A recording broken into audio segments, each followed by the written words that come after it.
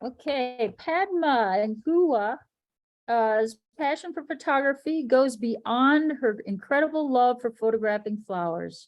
It extends and encompasses the architectural world and all its wonders, which include photographing places of worship, especially interiors. As a photographer and a student of civil engineering, she has managed to incorporate the two disciplines into an art form. Her appreciation of neoclassical architecture has led her to capture some of the magnificent religious structures in the United States. A link to her portfolio is www.padmasworld.com/religious spaces. And I am pleased to welcome Padma to our club. Thank you so much. Let me share my screen. Give me one second. Okay, and everyone, if you want to turn down your video so that we don't have to worry about that. And Padma, if you have any questions or if you want me, I'll keep an eye on the chat for you. Yeah, if you can do that so that I don't get distracted with the chat. Yeah. And Absolutely. Okay, and I am going to start that. All right. Okay. So should I turn off my video as well? Because that way I can save some resources probably. This hotel thing probably If is you, not. yeah, Give me one. sure, that would be nice. Thank you. All righty. Okay. I'm going to turn off the meeting controls. All right. Okay. So today I will be showing some of my work, and I'm going to share some of my tips on how do I go about researching. And also, if we have the time, we can go into post-processing. I'm not sure if we'll have enough time. Quick question, Ellen. We have about 90 minutes, I'm hoping, I'm guessing. Yes. It's however long you want to take. All right. Okay. All right. So if anybody's interested in looking at my work, it's www.padmasworld.com. And towards the end, I'm going to show you some of the other things that I do. My bio says that my love for flowers, usually it comes first because I've been into gardening from my childhood and all that. So that's how I started my photography. But then once I've gotten better at it and I started exploring other genres, and so architecture came to me also naturally. So if you, by the way, if you want to look me up at the social media, I'm usually active on Facebook, not so much on Twitter or Instagram, but I do check every now and then. And if you have any questions related to this program, definitely reach out to me with any questions. And also, if you do come across some great churches that you would think that I would benefit from, please send me any suggestions. You can reach out to me at my email address, pinguva@gmail.com. And there are a couple of churches, actually it's a chapel, the Naval Chapel, that I would like to come one day to Colorado to photograph. It's just beautiful, but I just have to find the time to go there. So, all righty. I am going to, it's a couple of minutes of introduction. I am from India, but settled here for 31 years now. And so I'm here most of my life in US, and I work in IT. I work for the government as a contractor. And so the day job pays for my shenanigans with my camera. And I do speak at a lot of camera clubs, and I do speak at conferences. I do some limited amount of workshops and such. I don't have a lot of time on my hands, so I tend to be active as much as possible in photography field, but it's just not my full-time job. So I started out about 10 years ago with, I was going through divorce, and then I went and got myself a camera to distract myself.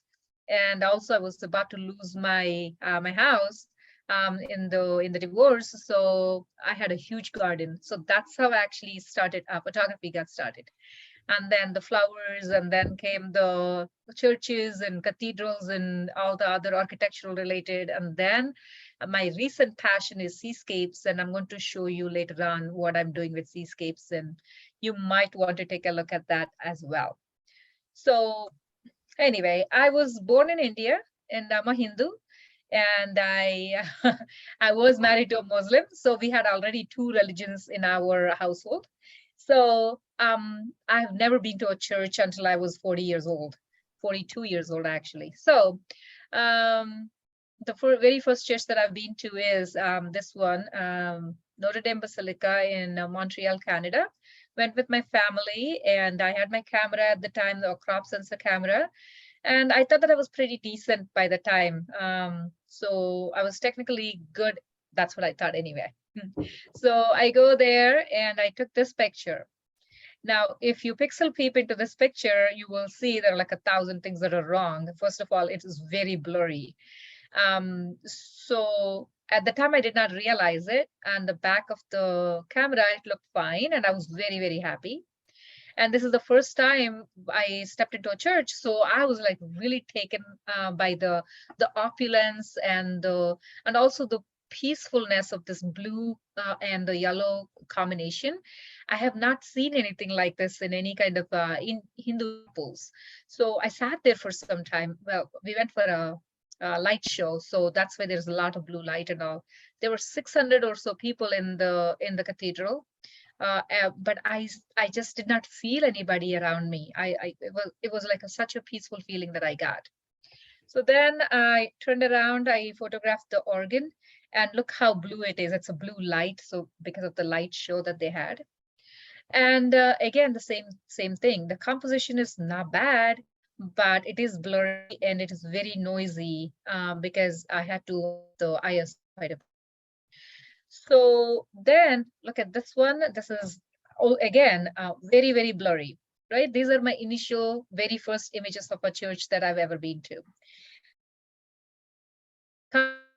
Right on the computer, and I was extremely disappointed because if I have to go back, it has to, like, it would be 8 to 10 hours of driving. And so anyway, I was very unhappy. So then I started researching all the, how do I photograph? How do I make myself a better photographer with the interior architecture? I came across a few resources. One of them is, his name is Klaus Ehrmann. He is a German photographer, and he wrote a book on wateroramas. This is 2013. The book just came into the market. So I bought the book, I read it, did not understand even 5% of it, but at least I know what was HDR, why I need to do it. And meanwhile, I also invested in a full frame camera, and I upgraded my lenses also. So anyway, geared with all this, in New Jersey, I went to a historical church that was about to be demolished. Again, I've never seen these kind of colors after I photographed this one, and this church does not exist any longer. So this is after like 6 months of research and planning and all that, right? So this is a huge improvement. And so from then on, so from 2014 January to now, I've been to about 460 churches. And just July, August, and September of this year, I've been to about 27 churches, Chicago, New Jersey, and I just went to Dominican Republic. I went to some churches there. They're not as great as I thought they would be, but anyway, yeah, everywhere I go, anywhere I travel, I make sure that I go to the local churches and check it out and see if it's photography worthy. And then there is a specialized form within the photographing places of worship that is called waterama, vertical panorama, basically. And somebody coined the word called waterama, right? So basically, you go to a cathedral, and if you just take a straight shot, you can only show the section of the place. But what if you want to show more than that? And what if you want to represent the entire or as much as possible of the church? So for that, you have to do vertical panorama, right? Because the altar is beautiful, the ceiling is beautiful, the organ is beautiful, and I want to combine and show it in one piece. So it took me 2 years to get to this place. Why? Because first of all, it is very, very hard to master something this complex. And number two, you need a fast computer for this kind of work. And I had like a 7-year-old computer by the time, and it was like already falling apart. So I stitched something into a panorama. I would go get a coffee, come back after 15 minutes.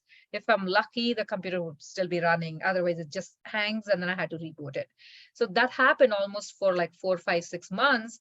And then I saved up the money and then went and bought myself a gaming computer.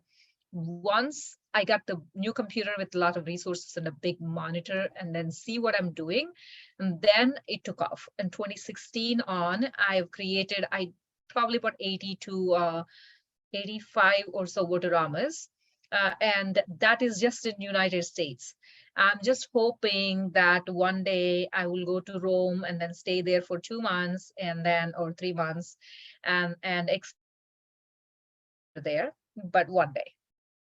Anyway, so today I will not be talking a lot about Votoramas, only because, again, it is advanced topic. And if you do want to learn more about it, please reach out to me. I will be speaking at Kelby conference, travel photography conference next month, and I can give you the link for that. And then if you want to, you can attend that and learn more about it, or you can call me to your camera club next year and I can come again. Anyway, so coming back to photographing places of worship or any genre of photography, there are two components, right? One is the source images that you take with your camera. But in this day and age, that is not enough. Okay, so you have your images, that's fine. But then what if you, me, and then say 10 other camera club members, we all go to the same place, we stand at the same position, we all get the same image.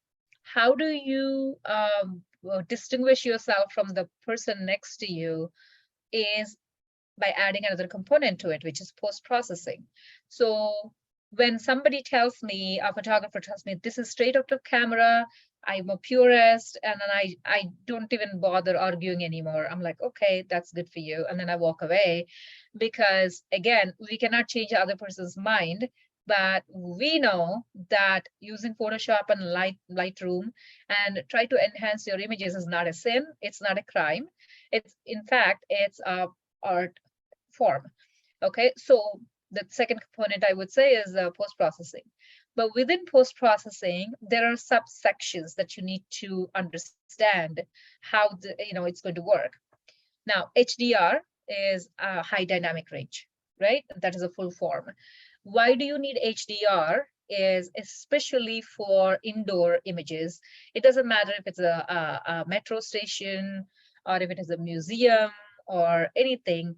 When you are indoors, and then you have some artificial light coming in, you have probably some ambient light, natural light coming in, and then you have the entire indoor space is not going to be lit up evenly, right? There are some dark space spots, there are some dark corners, and then there is a lot of light around the light fixtures. So the dynamic range is a lot more compared to outdoors when you're photographing, say, in Yellowstone or Yosemite or something, right? So to capture the details in both the dark areas and the light areas, taking one image is not enough. And it doesn't matter how great your camera is, it is better to have at least like 2 to 5, 6, 7 bracketed images, and then combine them into HDR to grab as much detail as possible from all parts of the images. So when the HDR came about back in the day, 10, 12 years ago, or 14, 15 years ago, it used to look really, really bad. We did not know better at the time. It was still evolving, right? But now HDR images are much more pleasing to the eye and not going overboard. So people realized, and then they are trying to tweak the technique. So for me, HDR is just a tool to get more details out of it, but not to actually style the image. It is going to be very neutral. My HDR images are usually neutral, and all my tone mapping, I do it myself rather than relying on the HDR software. I used to use Photomatics way back in 2014, 2015. But when Lightroom came up with the HDR, and that's it, I never looked back. I love Lightroom HDR because it just gives me completely neutral image.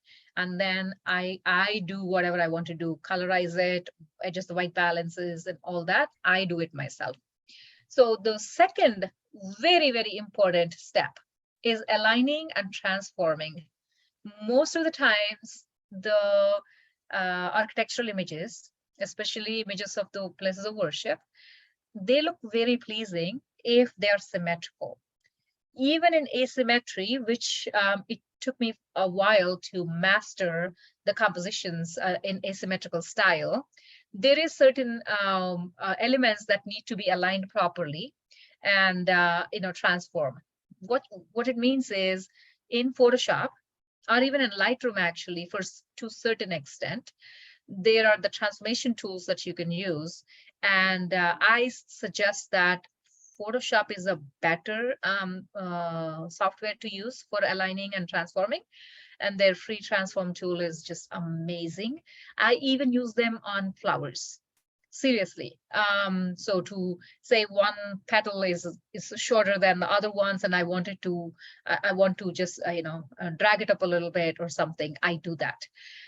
And then so the third step or third part in post-processing is the tone mapping.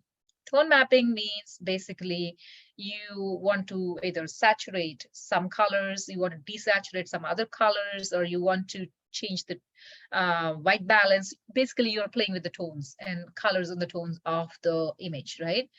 So also I use Photoshop for that, along with some plugins. So let's talk about some of the equipment first. I will go into a little bit more post-processing towards the end. So you need a DSLR.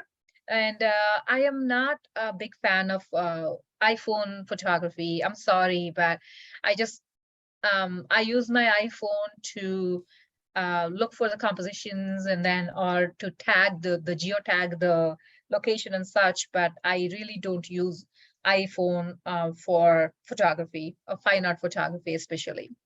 That's just me. And there are people, actually, I just met a visitor from Spain, and all she does is only iPhone photography, and her portfolio was amazing. So maybe it's just me. I don't know how to use my phone. Anyway, all right. So DSLR, and if you can, a full frame would be better, but it's really not needed that you have to have a full frame. Then a wide angle lens. If you can afford it, get a good prime lens if you can, and because you will have it forever. That lens, you won't use it for anything else, right? So you can use it years and years. I have Canon 14mm. I've been using it for 8 years now, and it's worth every penny. And I would suggest, and if you don't have to, but I would prefer it.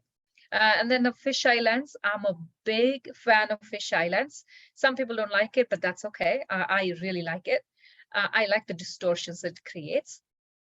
And then I also have a tilt shift lens. So I'm a person of contradictions because I love the fisheye distortions, but I also love the straight lines that the tilt shift lens gives me. So I have both and I carry them both. And telephoto lens, if you want to go into details or isolate a window or a painting or something. I am not a big fan of zooming in that much, so I don't use telephoto lens as much. Excuse me. And then a tripod or a monopod.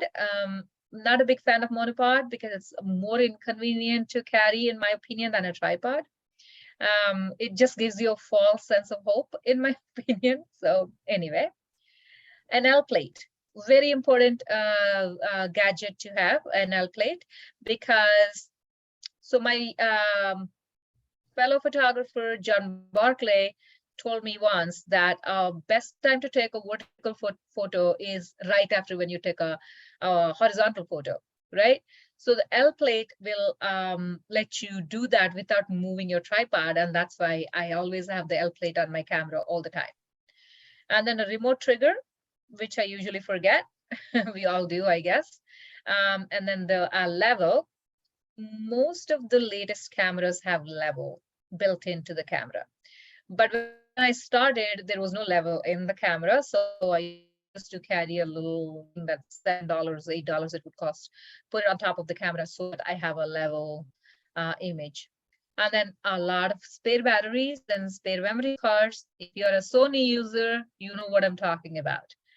And then definitely you want to have a fast computer, because when you're merging all these HDR images, you're processing in bulk, you want to have a fast computer to catch up with you, right?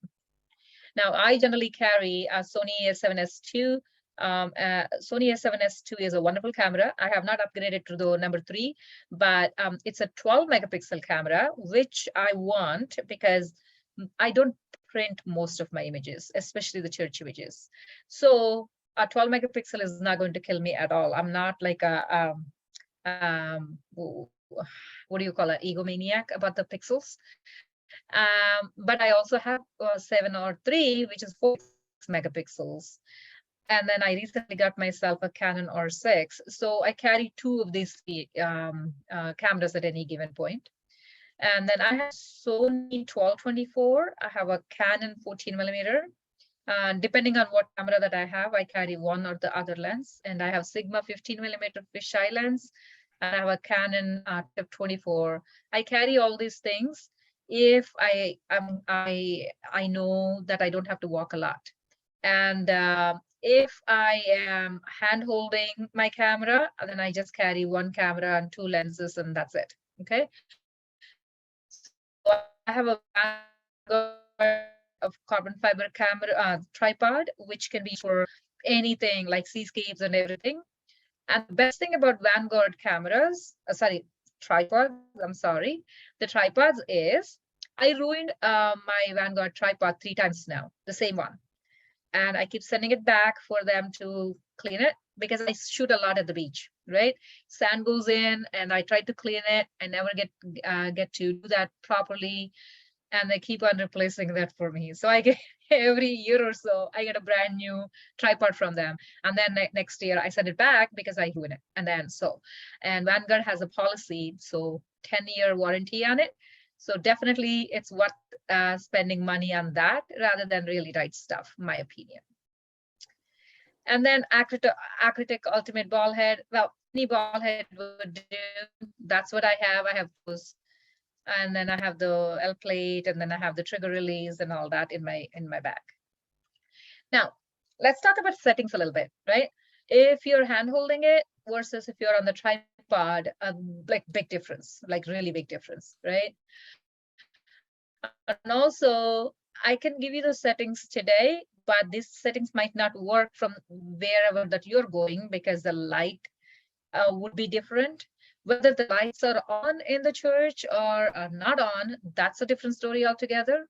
So because of that, I can only tell you that, okay, just take a note of this and see if that's going to work for you. Look at the back of your camera and see what can be tweaked, and then keep working on it. Now, ISO 1600 to 4000. A lot of landscape friends of mine, when they see that I'm suggesting 1600 to 4000 ISO, they balk at me, and they think that I'm nuts and I'm giving wrong advice. I'm not. So 100 ISO aficionados, they can suck it. I'm sorry. Because see, it makes a difference. Yes, 100 ISO is optimum. I get that. But how many of your images, like 120,000 images in your catalog, are you going to print every one of them? No, most of our images are going to be ending up on either our websites or the social media, Instagram, whatever, right? So why don't you have some fun with it in that case? Like, is it better to have a blurry image with ISO 100 or tag sharp image with a little bit of noise, which can be corrected in any program, especially Topaz Denoise AI, which is fabulous tool to kill noise. So that's why I suggest that. And if you can take it or leave it, that advice. Anyway, and then f2.8 to 5.6. Now you can ask me like 2.8, is it going to be sharp? Well, it depends on what lens you're using.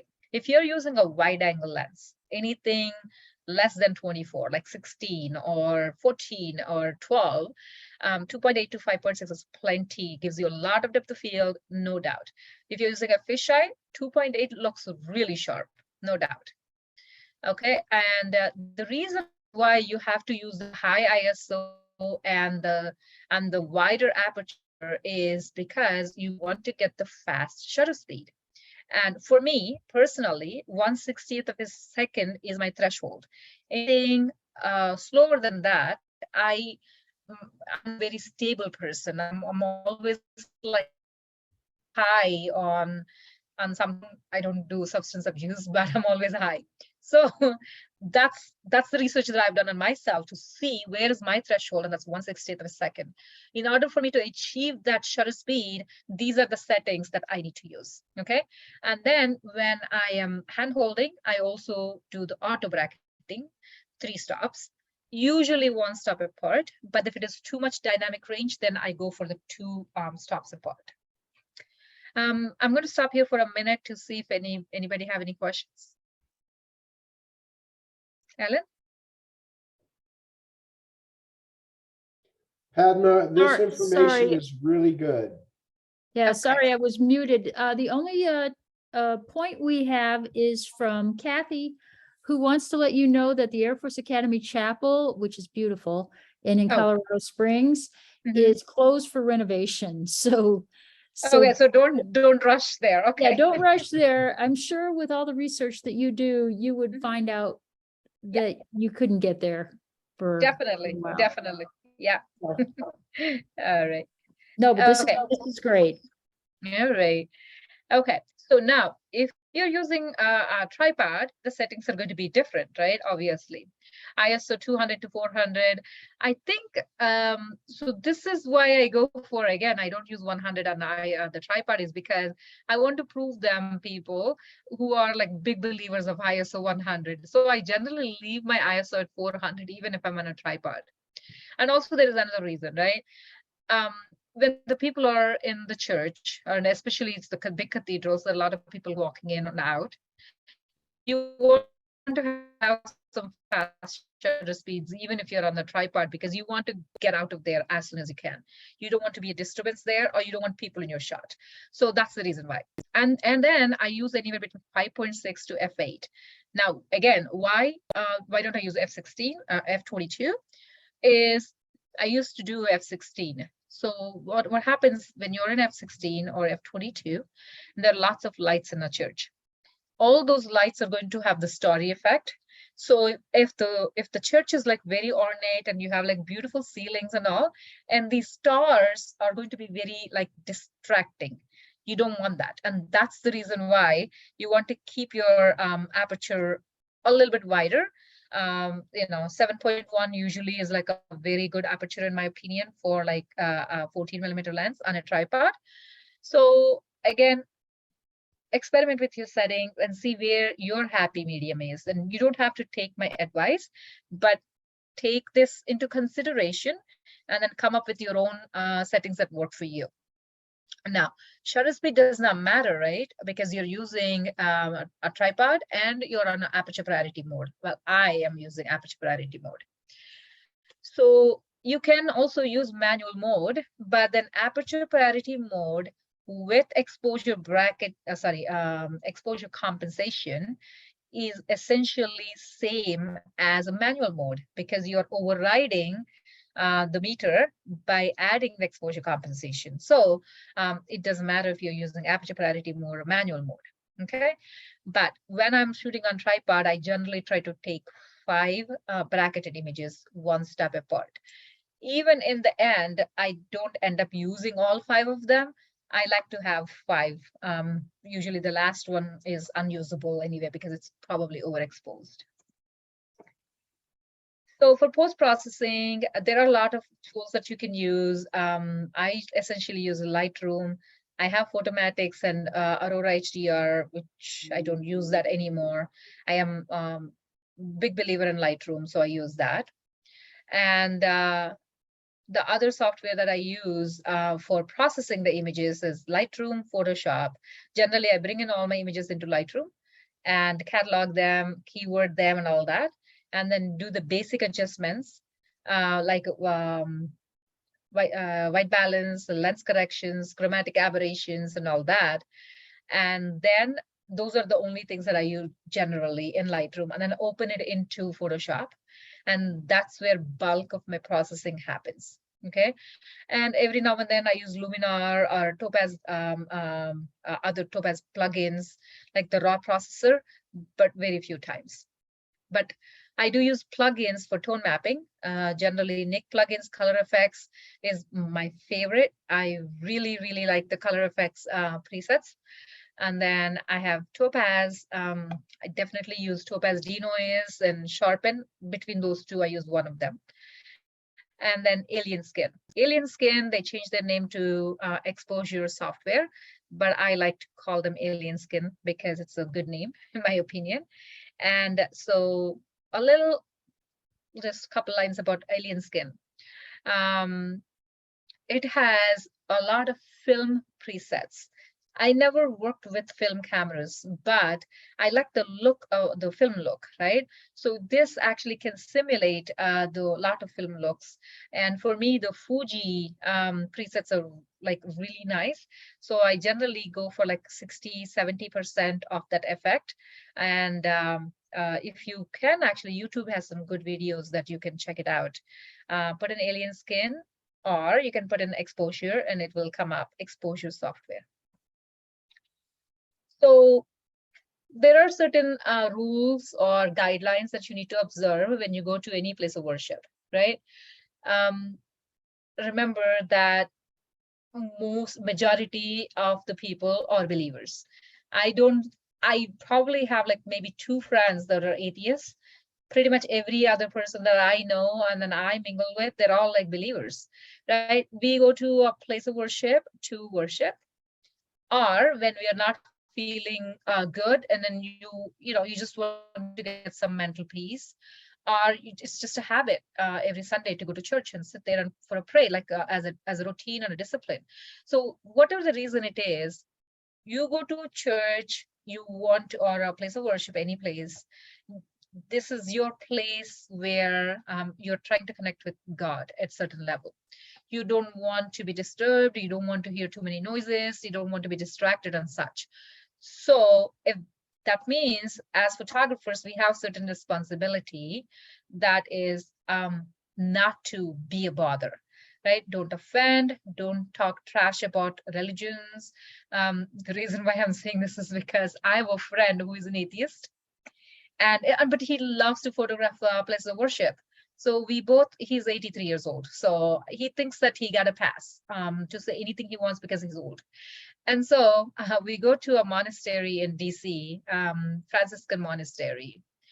And we are photographing. They were very, very nice to let us in, and we were photographing. And then Marty starts saying that, oh, these Catholics and blah, blah, blah, blah, blah. I'm like, I was so worried that they're going to kill.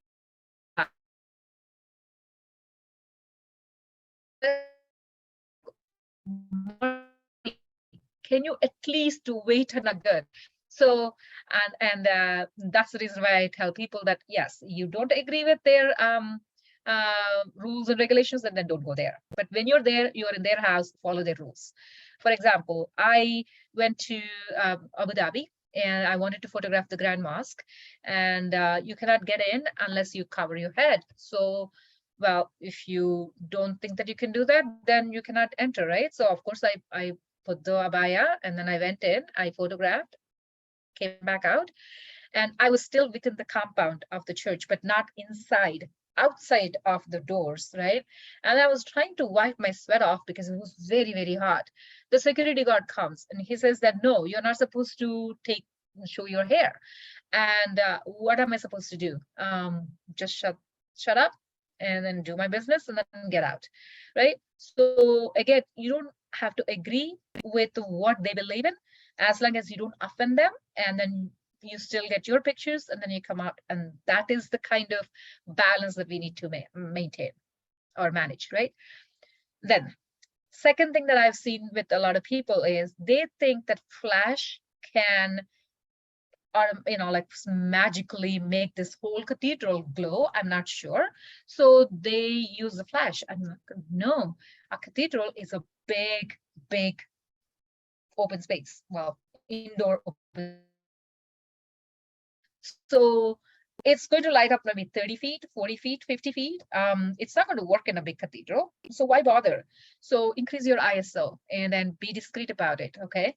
And also, so if you're hand holding, I would always take more than what I need. The reason is sometimes when you're trying to set yourself up, you're in a new location, there are lots of people around you. So there is always, like, initially when you start taking pictures, your hands are still kind of shaky and that. So if like somewhere in the middle of start taking pictures in the mid session, you're going to calm down a little bit. That is my experience. So if I need only 3 shots, I usually take about 12 shots. And generally my first set I need to throw away. And the second or the third set usually is more usable. And again, that is my personal observation. It is not somebody's advice or anything. And check it out if I'm right or wrong. It's always better to have more pictures, and then you can always cull them when you come back home. All right, so the monopod, I have it. Yes, it is a little bit more discreet than a full tripod, because a lot of churches, when you go into the church with a tripod, with the legs wide, and then they'll go no stands, nothing, right? So if you put it on a monopod, it looks like a walking stick, right? So generally, they're a little less, I don't know what to say, a little less active. So anyway, maybe not the right word, but okay. So let's look now, right? So how does a tilt look like versus how does a fisheye image look like, right? So tilt shift lens. We all know that architectural photographers love to use tilt shift lens because it gives you straight lines, but it also gives you like really good depth of field. The 24 millimeter tilt shift Canon that I have is the minimum aperture is 3.5, the widest aperture. And at 3.5, it has beautiful depth of field. Okay, so that's why I love that lens. But also a pain in the ass to learn how to use it, especially if you're hand holding it, because all the buttons, and then you have to remember which button does what, and it takes some time. So a lot of learning curve. Also, they're a little heavier, and so you have to be a little bit more careful not dropping it, because these things are not cheap. But look at how beautiful. There is absolutely no distortion, and it gives you like beautiful straight lines. And look at the depth of field, right? You literally can look into the image all the way to the altar. So this is St. Patrick's Cathedral in New York. I just want to tell you a little, again, a little story about how I got this picture. If you look into this, you see that like 1 and 2 people, or 3 people, right? So how come this is not done during COVID? This is done way before COVID, about a year before. So I've been to St. Patrick's because I live in New Jersey. I'm only an hour away. I went so many times, and I couldn't even get in this far because it's always like packed with people. It's a touristy place, right? So then, okay, I said, oh, I have to find a way to see if I can get when is the best time to go? Then I said, all of New York is celebrating New Year's Eve, and they're drunk. They're up until like 1 o'clock, 2 o'clock, and all that. Who's going to go to mass at 6 in the morning, January 1st? No one. So guess who is there? Me. 6 in the morning, I was there, and it was damn cold, and there was a cop on the street, and so I begged him. I said, like, can I please park this car 20 minutes? I promise, because by the time I go park in a parking garage and then come back, it'll be another half an hour, and then I know that the rush starts coming in. So he said, okay, and then I go in, and I was there for like about 25, 30 minutes. Before the mass started at 7, I was already outdoor. I got my fisheye shots, I got the straight tilt shift shots. I did all that in about 30. Okay. So that kind of planning is needed, especially if you're going to a place which is as busy as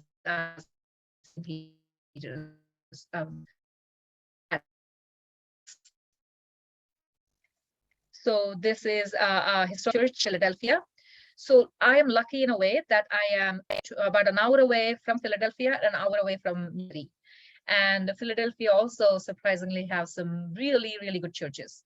The only problem that I noticed in both cities are the lesser known churches are falling apart because the congregation is kind of disappearing, and there are not many benefactors, and so they're not getting a lot of money for repairs and such. So it's kind of coming into disarray. So I just feel so bad because there is so much history behind these churches. Well, when I say history, my European friends, like, they laugh at us, like, oh, history for you is about 80 years. I said, yeah, that is history. That's how you keep building history. Anyway, so I wish I can help. If I have money, I would donate. But anyway, so this is one of those churches that is kind of falling apart, paint peeling everywhere, and the roof is like kind of having cracks everywhere. There's some water damage in the back. So I feel kind of sad about that. This is also St. Patrick's Cathedral. So this is the one tip that I want to give, and I have a few other tips. So first, yes, you take your shot in the middle of the church, right? Straight shot. But then I want you to walk around the church and the cathedral anywhere, because there are some little alleys and the hallways and then with columns and everything. I really, really love these lines, these pillars, and then the beautiful dome ceiling and all that. And this is on the side of it, and just one candle burning, just one candle.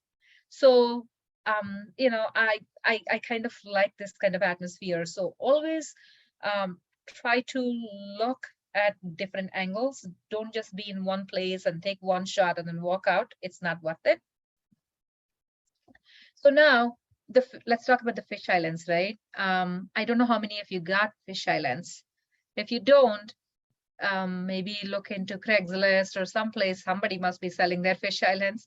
I got mine on a Craigslist for $250. It's a Sigma on a Canon. I used it on my Sony with an adapter, and I have had it for 8 years, and I am not going to lose it. Okay, it has great depth of field, the distortion, and it has a kind of a barrel distortion, so everything is kind of circular, not completely circular, but kind of cylindrical. And then it is like extreme panoramic perspective, meaning my fisheye covers 15 millimeter fisheye covers more area than my 14 millimeter rectilinear lens. So the perspective is much wider. Okay. And then again, field of view, like I said, and then very strong distortion. Some people like them. Some people really, really hate them. So one of them is my son, and he looks at them and goes, I don't know, Mom, what do you see in that, in the distorted thing? You are misrepresenting the scene. But I tell him that I'm not misrepresenting them. I'm just showing them in a different way. That is not misrepresenting. I am not saying that I built this church, or I am not passing any statements that are false.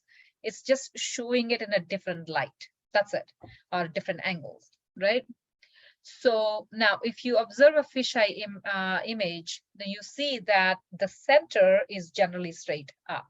It is the edges that start becoming more distorted, right?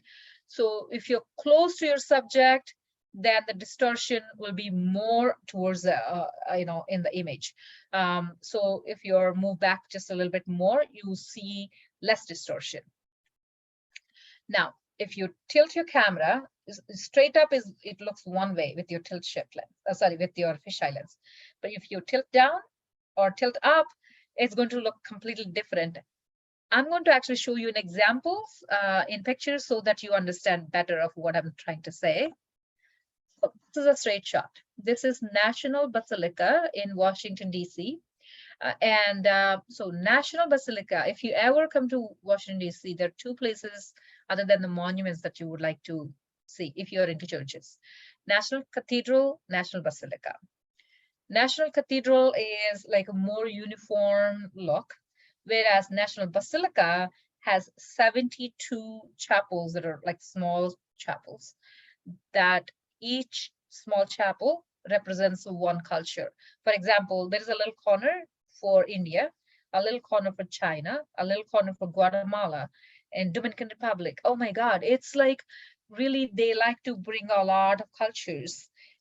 And one good thing what they did is they did not say that all these people, when they tried to put their little chapels in place there, that it has to conform to the overall theme. No. So our Indian chapel looks a little different from a Chinese chapel versus a Guatemalan chapel versus I think they have a place for Congo, if I remember, Congo Republic. So it's amazing. So it's more eclectic.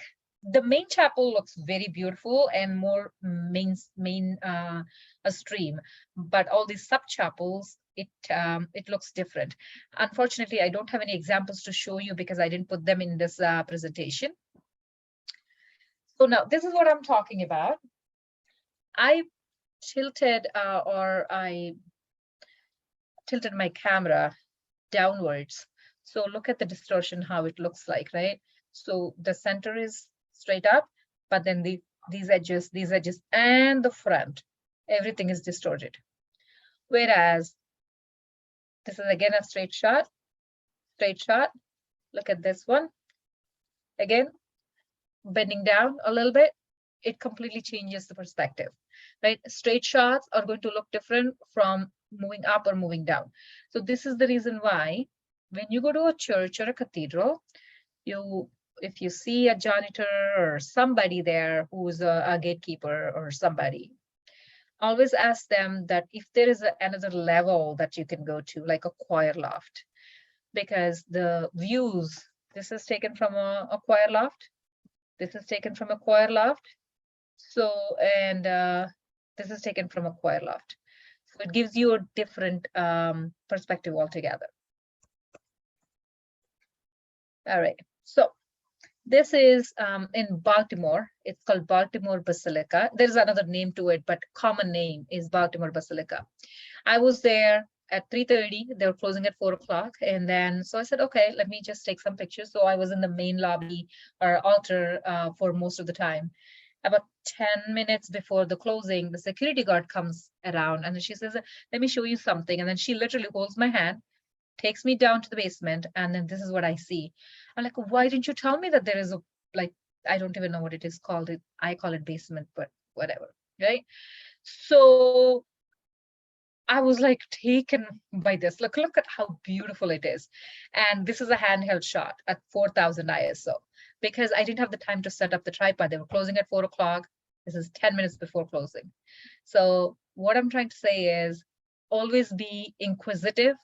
Ask if you see anybody, because yes, that security guard was nice to tell me that there is a place, otherwise I would not have even known about it, right? But if you ask, most of the times at the most they can say no, or they can take you to a place that you don't know that it exists there, right?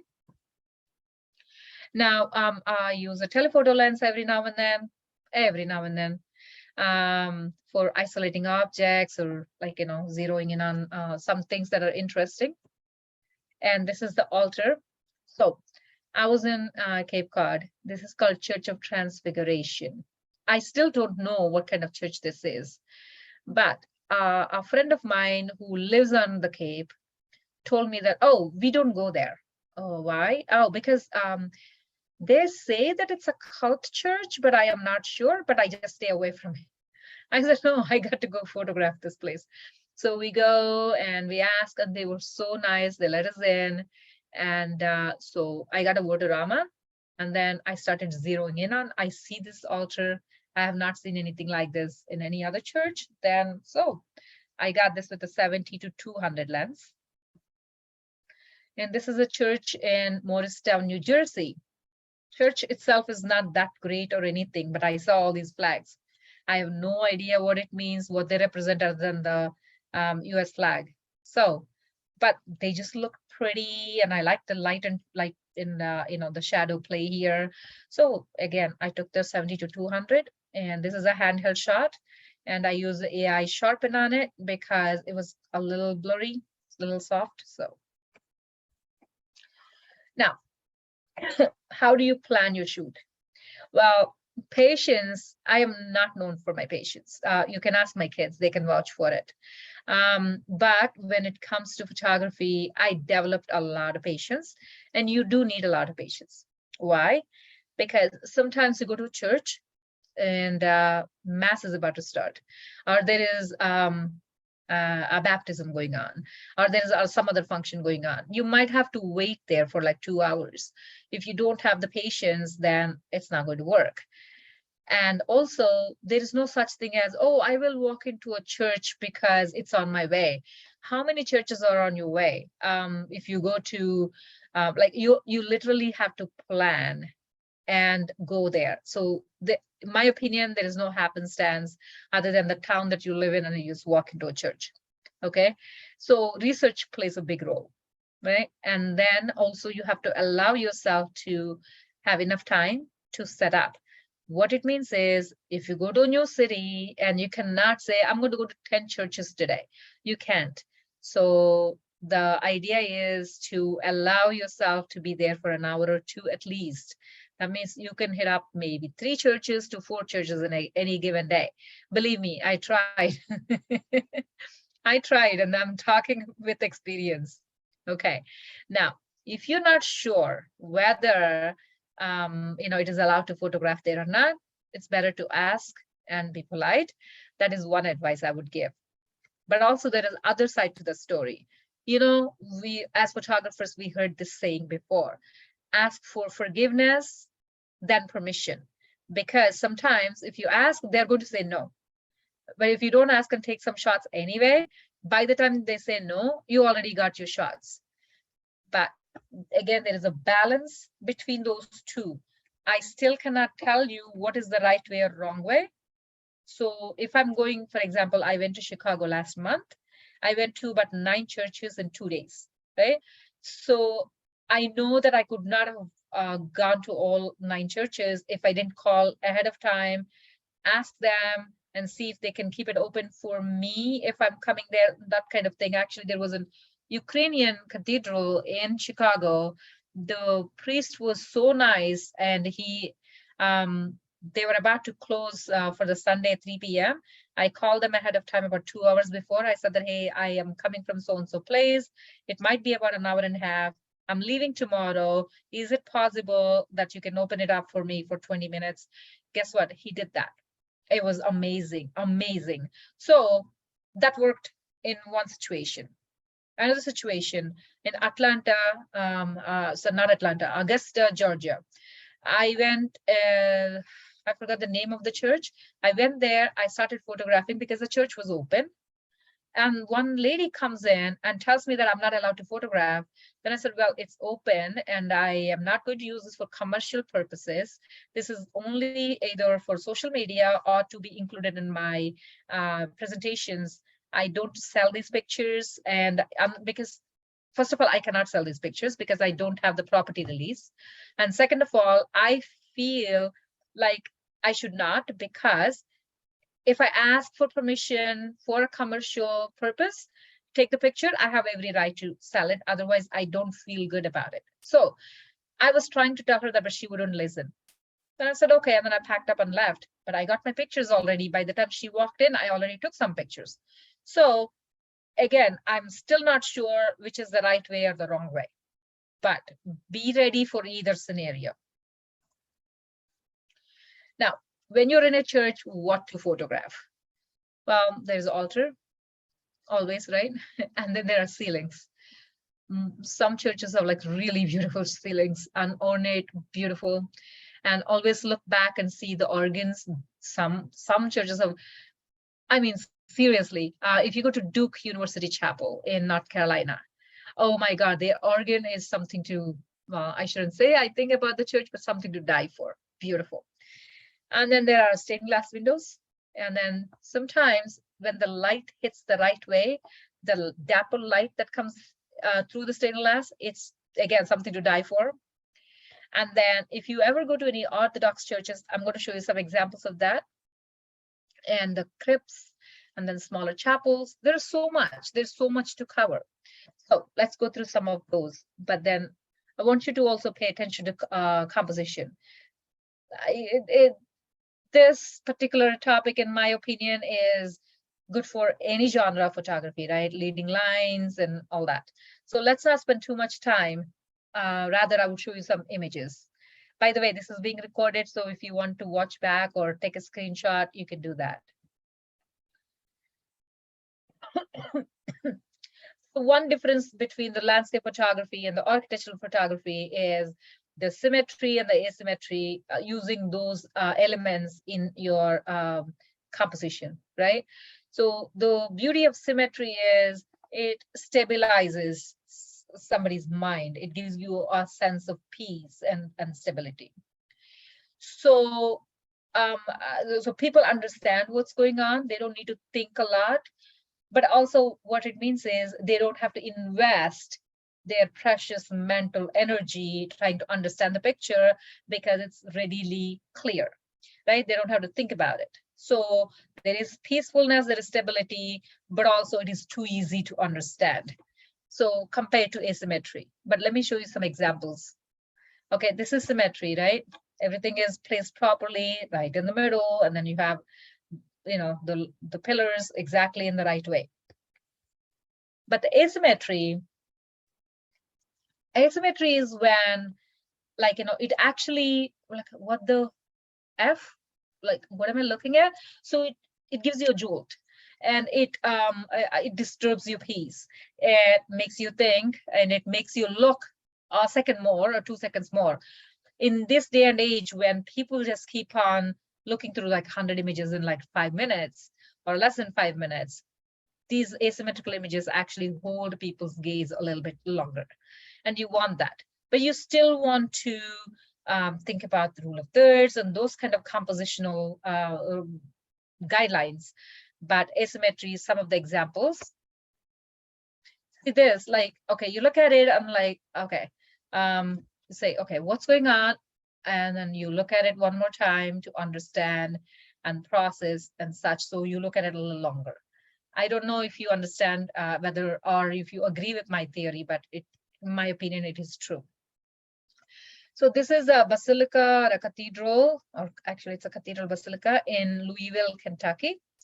And also look at, pay attention to the reflections in the on the floor. So I left this, whatever this card is there, only because it's too difficult to do content aware on a fisheye lens. Why? Because Photoshop gets confused when it doesn't understand the geometrical shapes properly, because this is supposed to be a straight line, the pillar, right? It's not. So it just doesn't know what to do. So it is very hard to correct any kind of these kind of things. And that's why it becomes more important to get right in camera when you're doing the asymmetrical fisheye shots. More asymmetry. I want you to, when you're looking at these images, that's what I want you to pay attention to. Like, do you look at this image a little different or not? Right? And also, this is an Orthodox church, so you see these beautiful paintings that are usually not present in a mainstream kind of church. And this is an asymmetrical shot, not with a fisheye, but a 14mm lens. And by the way, this can also be used as a dappled light experiment, right? Or example. So one day I was passing by, this is in Arlington, Virginia, and I was passing by and I knew that these are going to glow because there was like full sun. And so I just walked in, and so this guy is Jewish. I started speaking to him and he told me.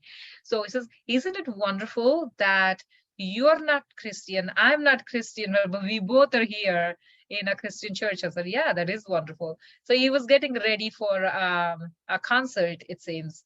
And so anyway, if you look at this light, how this is glowing, the light is glowing, right? So that's what I wanted to highlight, and the asymmetry, and this person who is practicing. All right, so reflections. This is also an acquired skill for me. As with any other photographers, like we don't pay attention, but once we start paying attention, we cannot not look. So you can look for reflections in the floors, piano tops, baptismal fonts. I'm going to show you some examples. And next, one tip that I give you is going to change the way you look at things.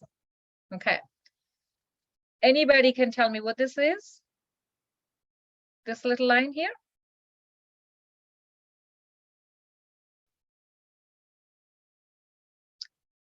Yes, no, yeah, okay. Is it the edge of something? It is, you know, the piano door hinge?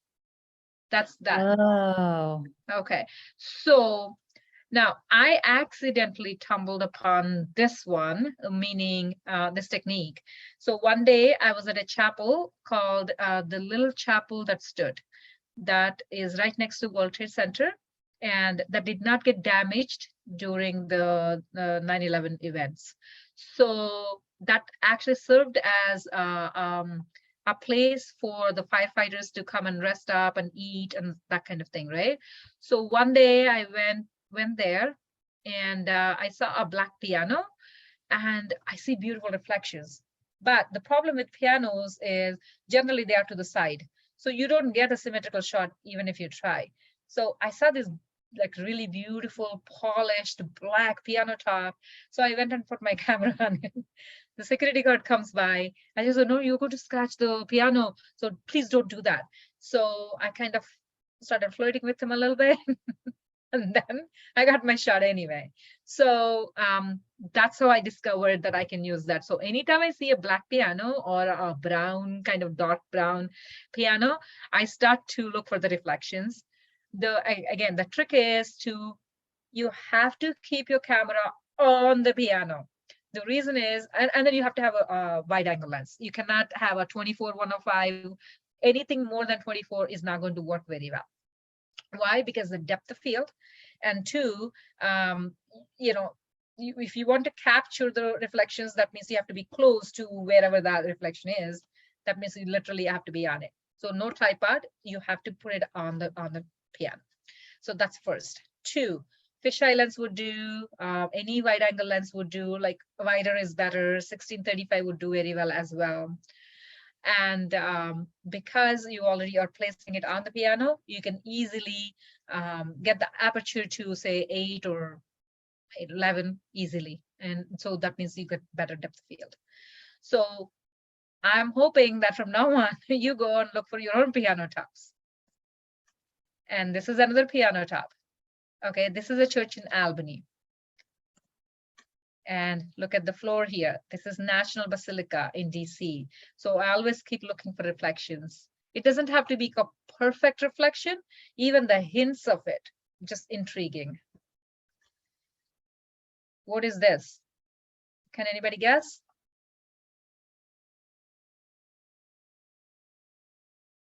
Baptismal font. Yes, So this is again Louisville, Kentucky, the same cathedral that I've shown the fisheye shot of. So this is actually about 2.5 feet wide. Not that wide, but wider than the regular baptismal font. So the one beauty about this particular situation is here, the water is almost to the edge of the font. So it's full, like to the brim pretty much. So I put my camera to the outer edge of the font. You have to be very careful not to drop the camera into the water. But then what happens is if you're shooting with a wide angle lens, literally filled up. Can you guess this is only 2.5 feet? Whereas this cathedral, this is a cathedral basilica. So you know how big it could be. So we're talking about 70, 80 feet deep inside. This is 2.5 feet, but it still takes up almost half the screen, half the frame. So that is the beauty of wide angle and playing with the near and far subjects. All right. Again, this is not my original idea. This I have seen on 500 pics, somebody posting it, not this particular church, but some other church. So I kept on looking for the baptismal fonts everywhere I go. And by chance, it happened here. And now also different lenses will give you different outcomes. You have to differentiate which ones that you like, or you might like both, right? I'm going to show you some examples. So this is the one that I talked about, the chapel that stood, the little chapel that stood. And so this is a piano top. I don't think you can see the piano here, but on the other one you might. But anyway, so again, this is on the piano top, just trust me on that. And look how perfect the reflection is here. And see this here? This is the piano edge. This is a fisheye shot. Now, I shot this with my Canon camera, and this is with Sony. I have 2 lenses and 2 cameras so that I don't have to keep changing lenses, right? So Sony has a different white balance. No matter how you try to adjust, you cannot get the exact same white balance on both cameras. So look at the difference, right? Now, which one that you like, which one you don't like, that's up to you. Now, this is another one, Bethlehem, Pennsylvania, Church of Nativity, that's what it's called. And this is not a black piano, but it's a brown piano. So you see the reflection of this blue becoming kind of brown here, right, in the reflection. But so that was a fisheye shot, and this is a 14mm shot. Big difference, right? Now, this is the Duke Chapel. So this is another tip that I would like to give you. And by the way, this is done by my partner, Al. And then I processed the image. So we both went to Duke Chapel on the day of Thanksgiving. The day before Thanksgiving, I'm sorry. And they were open until 8:30 in the evening. So we were there. And so what I tried to do here is, this is 14mm. I was standing outside of the church looking in. I use these doors as my frame. So the frame in a frame, right? I was using the tripod at this point. But what I try to do here is, you know, when we think about contrast, we always think about the light contrast, right? Dark and bright. But there are also contrasts that you can do, color contrast. You can do saturation contrast. So what I try to do is I increase the saturation on my yellows. And then this is a little bit more into the beige. So I desaturated the beige color. So I played with the saturation contrast. So now it became really striking. And so also, this is how I stand apart from other people. And if you look at Duke Chapel, Google the images and see, you do not see this kind of representation. Only because you know, everybody else has true representation, and I try to play with my own take on it. But anyway, so this is the 14mm, and this is my image with the fisheye, right? So Al took this one, I took this one. And again, same principle. I try to play with the saturation contrast. So if you look at the altar, all the wood, I kept the saturation intact. Everything else, I try to desaturate it. So it is more striking. Now, ceilings, please don't forget to look up when you go to a church or a cathedral. museums, man, you got to look. So anyway, let's see. This is National Library of Congress in Washington, D.C. Again, I don't discriminate. I go to churches, cathedrals, mosques. The only place that I was not able to photograph is, I should not like use bad words, but I feel like using them, are Hindu temples. I'm a Hindu, right? 5 miles away from my house, there is a biggest temple in New Jersey. And I go there, I ask them for permission, they say no. Why? Because, oh, photography is not allowed. And so I keep arguing with them. Where is that written? Obviously not in our scriptures, because there were no cameras at the time. And then I also showed them some examples of images that were published online. I said, somebody got these pictures. Who got them? How did they get permission? Why can't I get them? It doesn't matter. No matter how much I argue, I try to volunteer, thinking that, okay, they might feel bad and then let me photograph. Nothing worked. But I don't discriminate. I go anywhere. And this is a church in Annapolis. It's called St. Mary's Historic Church. So this is done with a fisheye, right? And this is done with the tilt shift lens. Big difference. You see that? So again, different lenses, different outcomes. Now, you can also use other compositional elements. Again, I'm going to show you the examples with the visual cues. So I use this as my foreground element. So, and then there was a baptism or something going on there. So I went there 3 times because this church, the colors, look at these colors. These are not common colors. So I really wanted to highlight that. Oh, well. And this is in Abu Dhabi, the Grand Mosque. Do you know that 40,000 people can sit in this place for a worship? It's crazy how big it is. The pictures cannot do justice. It just cannot. This is a mosque in Dubai. Again, every mosque you go to in Dubai or Abu Dhabi, you have to wear the abaya. If you don't get the pictures. So, and this is a basilica in Albany. This is New York City. New York City has some beautiful churches. You definitely have to check it out. If you, any of you are coming to New York City, and if you ask me for some suggestions, I can give you some. And I used here the oratory. I don't know if that is the right word, but anyway, the baskets as the compositional element. And in this case, I tried to use this as my leading line, the railing. And then this is the pulpit. This is Baltimore Basilica. I even tried to use the Christmas decorations in here. And the candles, okay? And then I tried to frame this. And yeah, and this is an example of the dappled light. Okay, so here is another thing that happens when you start talking to people. I made a guy, I made a friend of a guy at the National Cathedral. He's been working as a volunteer there for the last 20 years. He's also a photographer. So one day I was there trying to photograph, and then we started talking, and then exchanged emails. We started talking on the emails and such.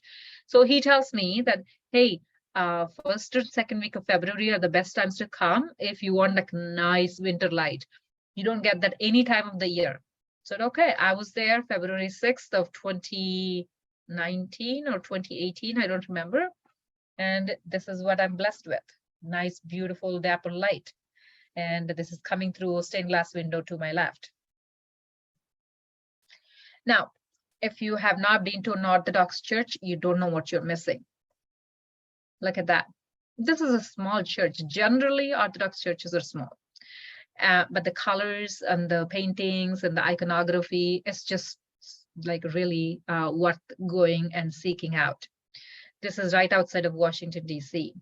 So I work for U.S. Army, right? So I come here every week. So now I have access to both the DC side of churches and the New Jersey, New York side of churches. And I feel like, yeah, I do drive a lot, but I also get rewarded doubly. So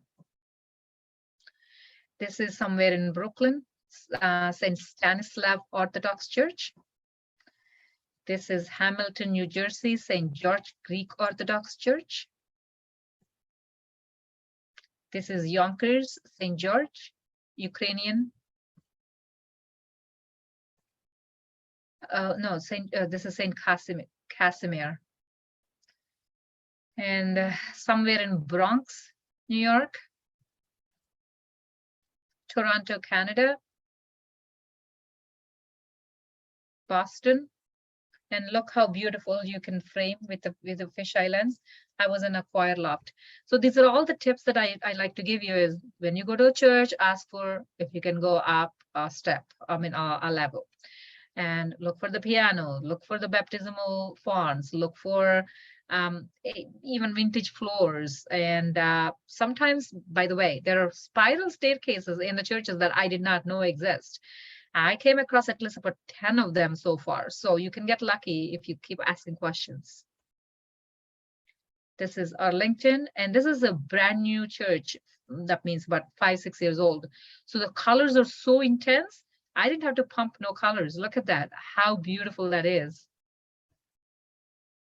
Now, sometimes you go to some churches and they say that people are not allowed inside. And for example, this church, it's a Mormon church right outside of DC. It's LDS, Church of Latter-day Saints. I go in, like really nice people, but you're not allowed to go in if you're not a Mormon. So, okay, I go, and then they told me that come back towards Christmas time. We do a lot of decorations outside, and you can do whatever you want there outside. And they have reflecting pools, like 2 or 3 of them. So that's what I did. So this is a reflecting pool and beautiful decorations. So if you cannot photograph inside, photograph outside. This is the next year. So they keep changing their decorations. And this is a church in Boston, same thing. This is Church of Christ, but you're not allowed to go in. But they have, oh my God, a massive reflecting pool outside. So I sat there for 2 hours, man. I probably got about 600 images. I'm not joking. So yeah, 1635. If I go back again, I probably will take my 14mm lens. This is done during the blue hour. And this church was closed, and I was walking by. I see this beautiful pagoda kind of shape. I said, I have to go in. There were no clouds in the sky, so I just put a gradient on it and make it into black and white. I took my son to soccer one day. Well, I never sat through a soccer game because I'm a very impatient person, and my son recognized it very young. So he told me not to sit through any games because he knows I would go nuts just sitting down doing nothing. So anyway, I dropped him off. I was going around. This is another town that near me, and I see this beautiful church. Church was closed, so I was outside. I didn't have my filters, so I put a tripod and took 150 images straight on. Okay, and then combined them in Photoshop to get the long exposure. Because they're taken with no intervals in between 150 shots, so you can clearly see it created that long exposure effect because I combined them into a smart object, and then I used a mean stacking mode. It gave me that. Now, waterramas, you can go to my website and check it out, but I just want to give you a little, glimpses of some images. Holy Redeemer Church. This is in New York City. This is a St. Patrick's Cathedral. Again, if you look at it, I was in the middle of the church, okay? And so if you stand in the middle of the church, the waterrama is going to look different. And if you stand in front of the altar right there, it's going to look different. So again, you have to experiment, and that's the only way to learn. St. Monica, this is another beautiful church. Look at the intense colors there. Grace Church, this is also in a really poor state of the paint peeling and all that. I feel so bad. Another very colorful church in Louisville, Kentucky called Louis Bertrand. This is the same church that I was showing you, Louisville, the Cathedral of the Assumption. It's a cathedral basilica. And so the red chairs, the blue ceiling, I mean, it's just gracious. So I go through this church. I asked this priest that I would like to come, right? I called him. This church is generally not open other than mass timings. So after playing like almost like 3-4 months, finally I show up. And I told the priest that, hey, I can give you high resolution pictures if you want. And he looks at me like I'm an idiot. And he tells me that I literally live in the church. Why do I need to look at pictures? If I want, I look at the church. I said, okay, thank you. This is the one and only cathedral basilica in New Jersey, and this is my favorite. Obviously, I pumped the yellow color in it quite a bit because I wanted to be different from other people, and a little greenish yellow. So the churches are not going to complain because they're not people. So you can change colors if you want and have some fun with it. Take some artistic liberties. This is National Cathedral. Again, on a day when there were no people, generally that's not possible. So how do you get this? Every year, twice, they have an hour they open just for photographers. So you have to keep an eye out on their website because they don't send out any notifications. So you have to look at their newsletter or something. And also the timings are not set. They keep changing every now and then. So, and that's how I showed up. And again, look at all the light coming through here. Because this is too wide angle, so I cannot get the dapple light and all that details, but you can still see the colors coming through here. St. Nicholas Orthodox Church in Washington, D.C. Now, it used to be open 7 days a week. Okay, I've been trying to get in there one more time. And now they tell me that they're only open 1 hour on Saturday and 1 hour on Sunday. Every time else, it's not open for public. I feel so sad. You know why things have changed? So coronavirus is one thing. But 4 years ago, 5 years ago, you remember that incident in South Carolina? The one mad guy just walked into a church and then started shooting at people. After that, a lot of churches started closing, meaning closing doors for public other than the time of mass and confessions. So I kind of feel so sad about it. So this is the National Basilica in Washington, D.C., my favorite. Okay, this is from Boston. So now you know that I've been to a lot of places, right? Because all these are like drivable distances. I can go to Boston in 5 hours. I can go to DC in 3 hours. So I can go to Connecticut in 4 hours. So I keep driving everywhere I could. Again, so look at this image. This is right in front of the altar. The same church. Now pay attention to the ceiling. That's right here, right? And look how big the altar is, almost half, right, to the frame. Now look at this, how this ceiling becomes smaller and the main ceiling becomes bigger. The altar becomes smaller. So where you stand to take the Vodorama makes a big difference.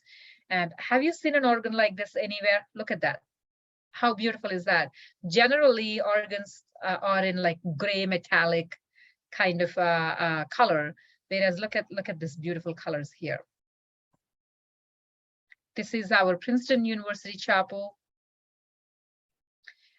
Unfortunately, I don't have the name for it. This is somewhere in London. This is the Grand Mosque of Abu Dhabi, Vodorama. You've seen the straight shot before. This is the Vodorama. This is a mall in Dubai. Look at that. I mean, it looks like a museum, and they have 4 Starbucks coffee shops in there. And this mall has 4 wings. Every wing has a different culture. So this is, I don't even know, this is more like Persian. And then they have a Chinese, Asian kind of architectural elements in there. So this is something that definitely everybody needs to check out when they go to Dubai, if you go to Dubai. Now I want to show you some other stuff. I just want to check the time. Do we have another 20 minutes or 15 minutes? Helen?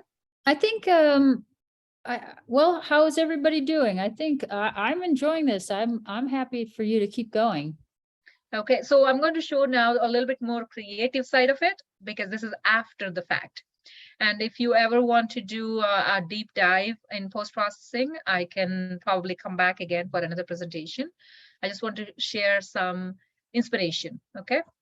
So this is a straight shot.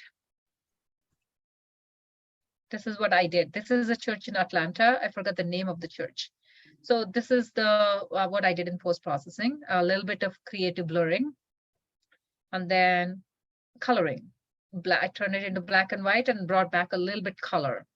So the reason why I did this project is this is during coronavirus. You know, when you go through even your own personal crisis, or it's more like a communal crisis, you start asking questions and your faith is shaken a little bit, or at least my faith is shaken a little bit.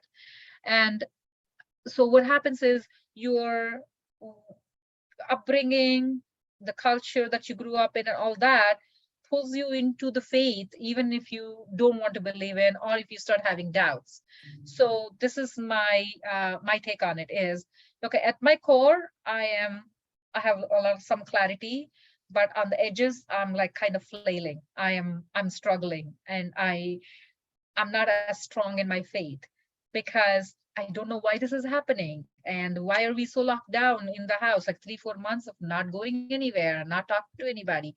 So that kind of played with my, with my ideas and such. So because I'm a photographer and because I'm tied down, I couldn't go to a lot of churches or anything. So the only places that I could go to are the outdoors, which is ocean. So I specialized during coronavirus time. I specialized in seascapes and mostly indoors post-processing stuff. So this is from Florida. I forgot the name of this place. It's in a plantation. This is Columbia, South Carolina.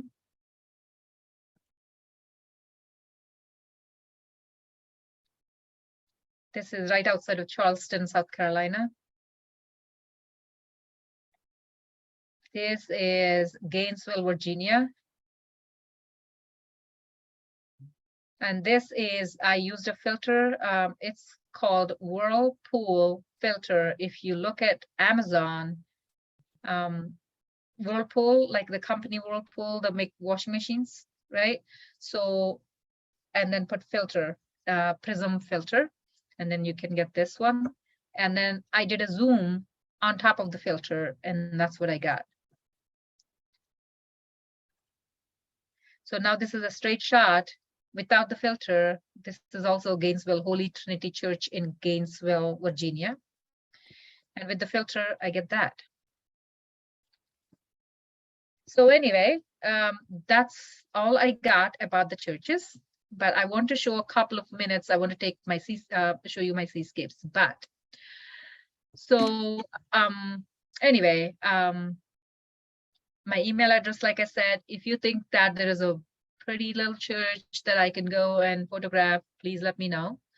I'm available for selective mentoring in photography, post-processing, or portfolio development. I don't teach Photoshop beginning to end, that kind of thing. But if you have questions about a particular set of pictures that you don't know how to proceed with the post-processing, I can help with those kind of things.